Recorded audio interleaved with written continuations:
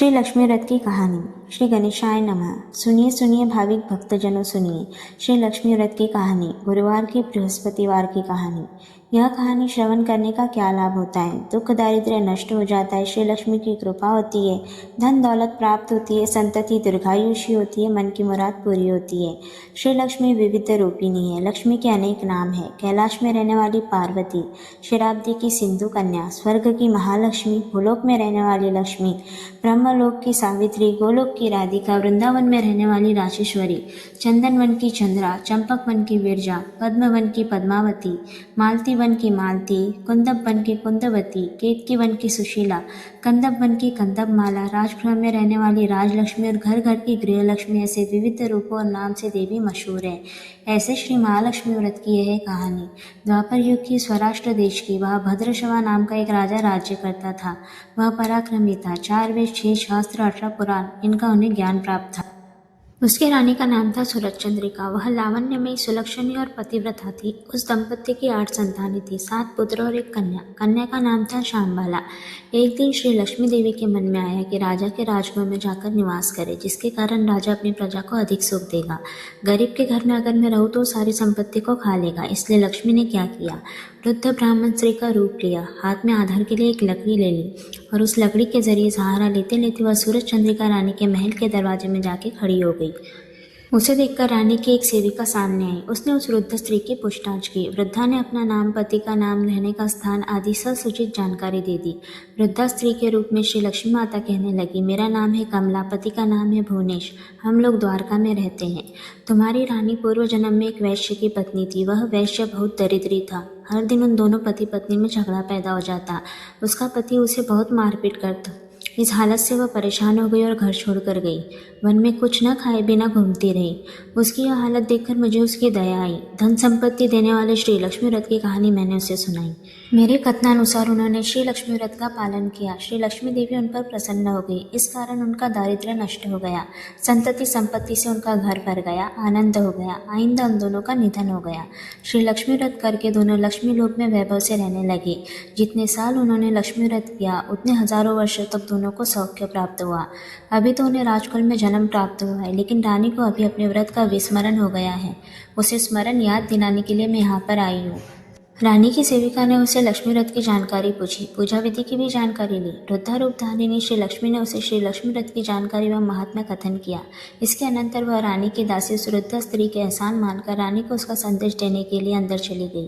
राजवैभव में रहने वाली रानी को अपने ऐश्वर्य का बहुत घमंड आया था। वह उन्मत्त हो गई थी। वृद्धा का संदेश सुनकर वह यकायक गुस्से में आ गई। वृद्ध ब्राह्मण स्त्री को अपमानित किया, उसके साथ दंडेली भी की, लेकिन वह वृद्धा स्त्री साक्षात लक्ष्मी थी। यह बात रानी को मालूम नहीं थी।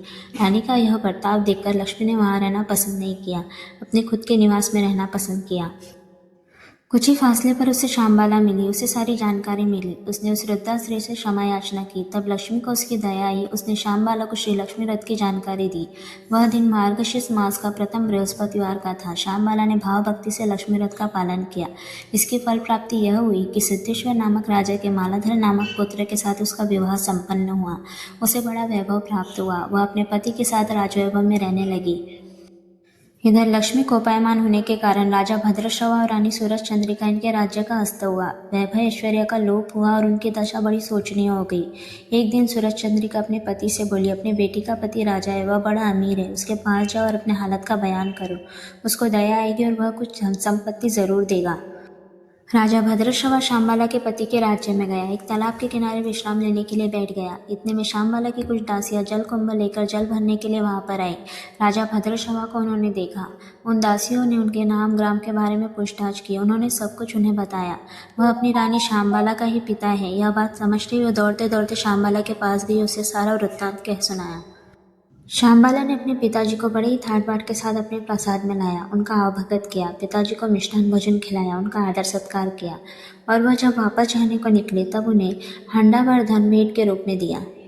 भद्रश्रवा अपने घर पहुंच गया। सूरज चंद्रिका को आनंद हुआ। उसने भेंट हंडा खोला तो अंदर क्या था? हांडे में धन नहीं था, हांडे में कोयला भरा हुआ था। लक्ष्मी की अकृपा से यह चमत्कार हो गया था।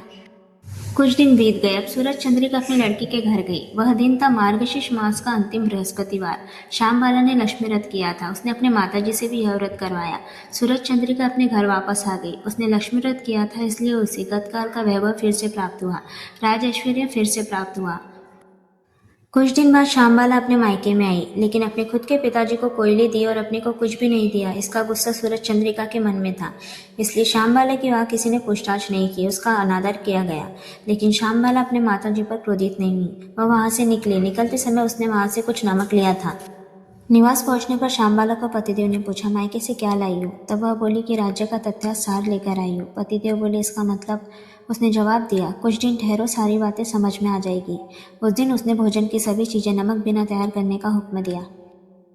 पतिदेव को भोजन परोसा। उसे भोजन के खाद्य पदार्थ नमक बिना रुचिहीन लगे। बाद में उसने भोजन थाली में कुछ नमक रख छोड़ा। खाद्य पदार्थ में वो मिलाए जाने पर भोजन रुचिमय लगने लगा। यही है राज्य का सार। श्यामबाला के पति को यह बात पूर्ण रूप से समझ गई, पट गई। संक्षेप में, इस प्रकार से जो कोई श्री लक्ष्मी व्रत श्रद्धायुक्त भाव से करेगा, उसे लक्ष्मी की कृपा प्राप्त होगी, सुख शांति का लाभ होगा, मनोकामनाएं पूर्ण होगी। लेकिन अमीरी प्राप्त हो जाने के बाद लक्ष्मी व्रत करना कभी न भूले। हर बृहस्पतिवार को पोथी का पठन श्रवण अवश्यमेव करें। ऐसी है लक्ष्मी व्रत की कहानी, बृहस्पतिवार की कहानी सभी को सफलता प्राप्त करने वाली हो। शुभ भवन्तु। ओम शांति शांति शांति ही। ओम श्री लक्ष्मी देवे नमः।